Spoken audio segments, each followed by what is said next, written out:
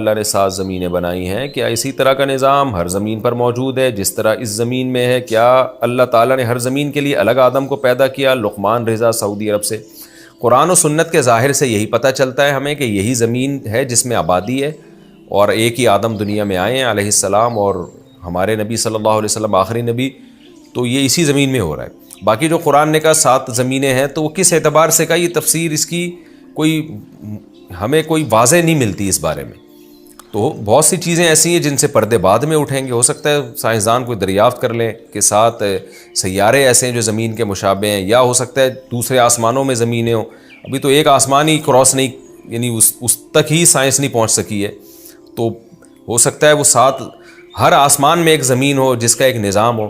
تو یہ ساری چیزیں مبہم ہیں، مجمل ہیں، ہمیں قرآن نے اس بارے میں ڈیٹیل میں نہیں بتایا۔ تو جب تک قرآن نے نہیں بتایا تو یا تو سائنسی ریسرچ سے چیزیں پتہ چلتی ہیں یا قرآن و سنت سے پتہ چلتی ہیں۔ تو قرآن و سنت اس بارے میں خاموش ہے، اب سائنسی کا انتظار کریں کہ ہو سکتا ہے سائنسدان پہلا آسمان دریافت کر لیں اور پھر دوسرا دریافت کر لیں، اور اس میں اسی طرح کا نظام شمسی دریافت ہو جائے۔